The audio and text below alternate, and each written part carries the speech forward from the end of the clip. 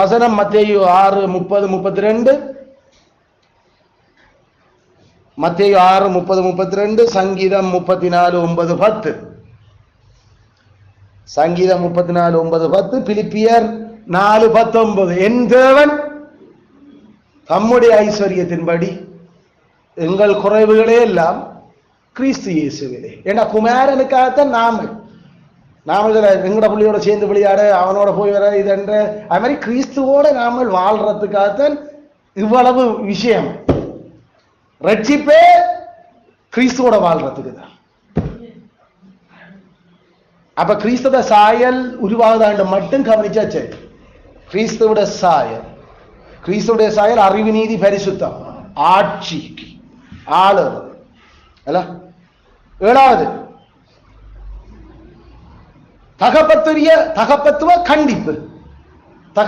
கண்டிப்பு, fatherly correction. தகப்பத்துவ கண்டிப்பு அல்லது சிற்சிப்பு அல்ல தண்டிப்பு எதுவும் சொல்லடா. அப்பாவா இருந்து பிள்ளைக்கு ஏன் தண்டிக்கிற? பிள்ளையினுடைய நல்லதுக்கு தான். மாம்சத்துக்குரிய பெற்றார் தங்களோட பிள்ளைகளுக்கு அவர்களுக்கு தோன்றும் காலம் வரைக்கும் அவர்களுடைய நன்மைக்காக கொஞ்ச காலம் சிரிச்சிப்பாரு. ஏன்னா சின்ன நிலையை அதை சிரிச்சிச்சுட்டா பிள்ளைக்கு விளையாட்டிடும். இதான் அப்பா எக்ஸ்பெக்ட் பண்ணுற.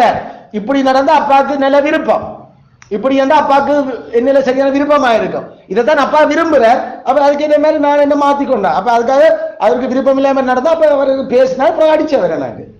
இது தகப்பத்துவ. ஆகல இதைத்தான் ஆண்டவரும் மங்கள செய்கிறார். யாருக்கு? தன் குடும்பத்தில் சேர்த்துக் கொள்ளப்பட்ட அந்த நீதிமான்களாக்கப்பட்ட பாவிகளுக்கு. ஆகல கடவுளுடைய குமாரரா இருக்கிற யாக்களுக்கு இந்த கண்டிப்பும் தண்டிப்பும் இருக்கு.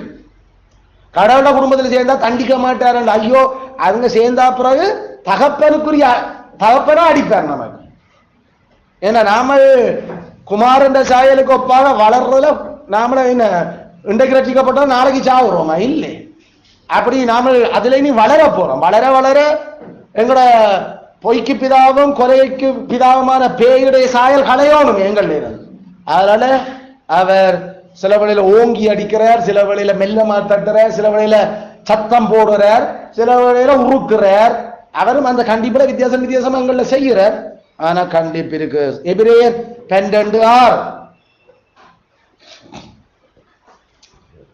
இதுவும் ஒரு சிறப்பு நன்மையா. அவர் அடிக்காம விட்டா நாம கட்டிடுவோம். அவர் அடிக்கல என்றாத்தான் நாம பயப்பட வேண்டும். ஏண்டா பிள்ளை என்றா கட்டாயம் அடிக்க வேணும். பிள்ளை இல்லாட்டி தான் யார வைத்த நமக்கு என்ன பிரச்சனை. இது நாமல் வைத்தா ஐயோ இந்த பிள்ளை நல்லா விற்கணும், இது சரி வராது. இப்படி இருந்த அவன் எதிராளம் நாசமா போகுது, அவருடைய எதிராளம் பிழைக்க போகுது. இப்படி இருக்கிறார். அதனால அப்படி நாமல் பாராட்டி நாமல் இது நம்மளது இல்லைன்னா நாம கேர் பண்ண மாட்டோம். ஆண்டவர் நமக்கு அடிக்காட்டி தான் நாம யோசிக்க வேணும். கணக்கு ஆண்டவர் அடிக்கிறாருன்னா அதுலேயே ஒரு சந்தோஷம். பரவாயில்ல கடவுளே நீர் நான் உங்களோட பிள்ளைதான் அதுதான் எனக்கு அடிக்க படுக்கிறேன், நான் திருந்துறேன் என்ற தண்ட சாயல் எங்களை உருவாக்குறது. So it's a privilege. ஆண்டவர்கிட்ட அடிவுன்றது அது ஒரு சிறப்பு உரிமை நமக்கு. தாவி சொன்ன மாதிரி நான் குட்டுவாண்டாட்டம் என்ன குட்டாட்டம், நீதிமான் குட்டாட்டம் அது என்ற தலைக்கு சரியா கிங்கன்னு நொந்த மாதிரி என்று சொல்லல, நல்ல எண்ணெயை போல இருக்கு மண்டை. அதுல குட்டுலனா குட்டுதான், அப்படியே மண்டை கலங்குதான்.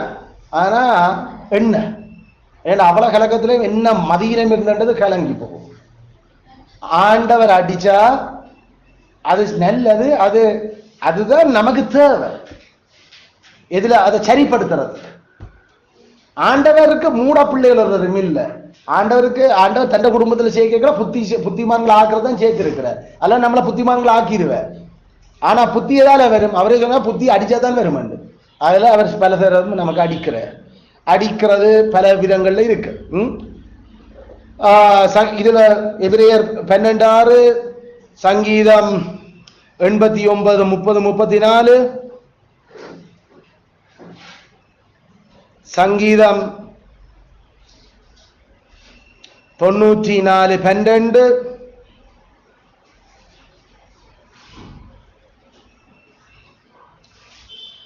119:67, 119:67, ஜோபு 5:17.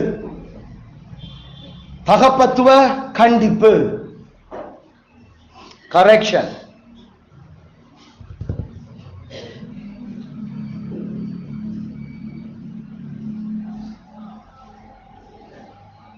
அடுத்தது குடும்பத்துக்குள்ள சேர்த்துக் கொள்ளப்பட்ட நிரந்தர புத்திர சுவிகாரம். அது நிரந்தர புத்திர சுவிகாரம், நிரந்தர. unfailing established, unfailing established sonship. unfailing, அது ஒரு நாளும் தோக்காது. கொஞ்ச நாள் சேர்த்து போட்டு திரத்தி விட மாட்டார். ஒருக்கா அவர் குடும்பத்தில் எடுத்ததான், லேசில் எடுக்க மாட்டார், ஆனா எடுத்ததான். ஏனென்ற யார் அவர் அப்படி எடுக்கிறார்? நீதிமான்களை மட்டும்தான் எடுக்கிறார். அவர் யார நீதிமான்களாக்குறார்? ஏற்கனவே குற்றவாளிகள் சர்டிபிகேட் வச்சிருக்கிறார்கள். குற்றவாளிகள் சர்டிபிகேட் வச்சிருக்கிறவன்ல அவர் செலக்ட் பண்ணி நீதிமான்களாக்குறார். நீதிமான்களாக்குற எல்லாரும் கட்டாயம் குடும்பத்தில் சேர்த்துக் கொள்ளப்படுகிறீர்கள். அதில் ஒருக்கா நீதிமான சர்டிபிகேட் கொடுத்தா திருப்பி நம்மளுடைய யூனிவர்சிட்டிகள்ல அந்த அல்லது பியூரிட்டன்ஸ் காலத்துல அவர்களுடைய டிகிரிய திருப்பி வாங்குற மாதிரி வாங்க மாட்டார். அந்த பட்டத்தை அது கொடுத்ததா. அது பிலாத்து சொன்ன மாதிரி, நான் போட்டா போங்களா மாத்தலாத. அவனுக்கு அது ஜூதர்களின் ராஜா என்று தானே சொல்றான் என்று போடும். இங்க வா, நான் எழுதினதா தானே ராஜான்னு சொன்னான் கதை வேண்டாம். அவர் ஜூதருக்கு ராஜா இருந்தான் போ. அதனால ஆண்டவர் சர்டிபிகேட் கொடுத்ததான். அது ரிவர்ஸ் ஆகாது ஒரு நாள். அப்ப இதுல கவனிங்க, அது எவ்வளவு சீரியஸா அவர் சட்டியா பிளான் பண்ணி இந்த விஷயங்களை அவர் செய்து கொண்டு போறாரு. அது ஒரு நாளும் ரிவர்ஸ் பண்ண மாட்டார். செய்தா அப்படி யாராவது வந்துட்டு அப்படி போனோம்னா அவன் அதுக்கு முன்னுக்கும் அப்படி இருந்ததே இல்லை. அதான் அவருடைய அர்த்தம். அவ்வளவு நாள் நடிச்சவர் பேசிக்கா. எரேமியா 32:40, எரேமியா 32:40. 9வது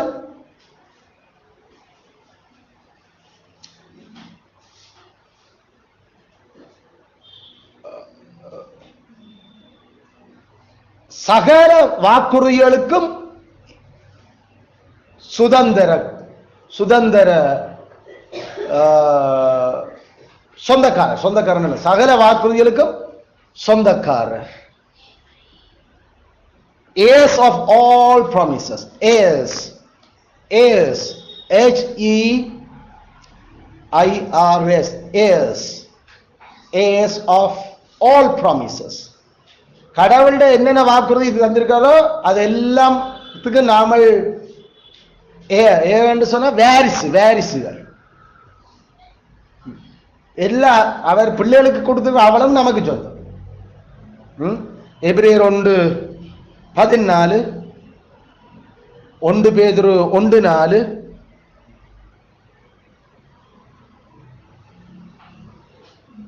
1 பேதுரு 3:7,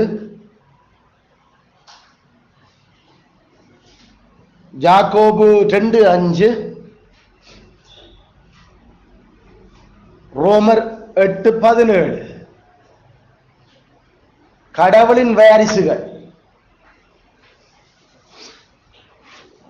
heirs of God, heirs of God, heir, heirs, heir. அது 10வது இல்ல சொன்ன.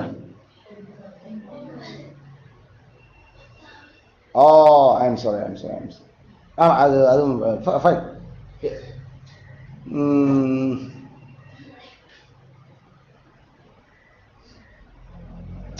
நாம அது 9வது எபிரேயர் 6:12-17.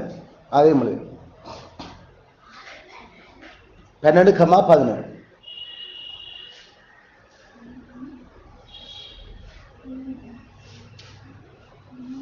இந்த பூமியிலையும் இனி வர போற பூமியிலையும் வாரிசு உரிமையா. அதுதான் அந்த சேர்த்து ரெண்டையும் நான் சேர்த்தே சொல்லிட்டேன்.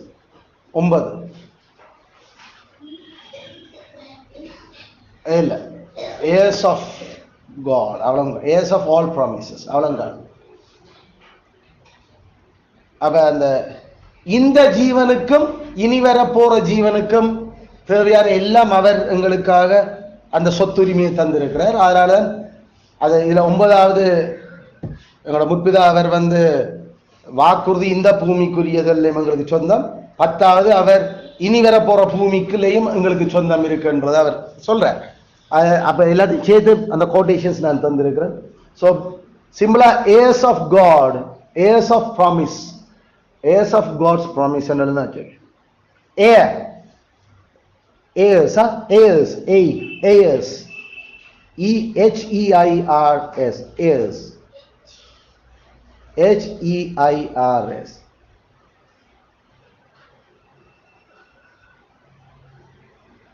அதனால இந்த சிறப்பு உரிமைகள் சிறப்பு சலுகைகள் நமக்கு கடவுள பிள்ளைகளுக்கு தான் இருக்கு. கடவுள பிள்ளைகளுக்கு தான் அது கொடுக்கப்படுது. இது நாமல் விரும்பி இது தெரிஞ்சபடியே நாம சேர இல்லை, நாம சேர்ந்தபடியே எங்களுக்கு இருக்கு, சேர்க்கப்பட்டபடியால் அப்படிதான் சொல்லுவோம். நீதிமான்கள் ஆக்கப்பட்டீர்கள், புத்திரர்களா ஆக்கப்பட்டோம். நாமளா ஒன்றும் போகையில் அவர் அப்படி ஆக்கினவர். அதனால இது அடுத்த ஒரு விஷயம். அதே போல இன்னும் ஒரு விஷயம் அடுத்த முறை நான் படிக்கணும், பரிசுத்தம் ஆக்கப்படுதல். அப்ப அதுக்கு பிறகு இனி நாமல் செய்கிற விஷயங்கள் தொடரும். இது கடவுள் செய்கிற விஷயங்களும் வளமும் அந்த பாவியலை தந்த ரட்சிப்புகளை கொண்டு வர்ற பிறகு இதை நடந்தா பிறகு இப்ப நாம செய்ய வேண்டிய வேலைகள் இருக்கு. அப்படிதான் இந்த அவலமும் நடந்து கொண்டு இருக்குது. கர்த்தரானே தொடர்ந்து நமக்கு புத்திர சுவீகாரத்தின் இந்த ஆசீர்வாதங்கள், இந்த சலுகைகள், இந்த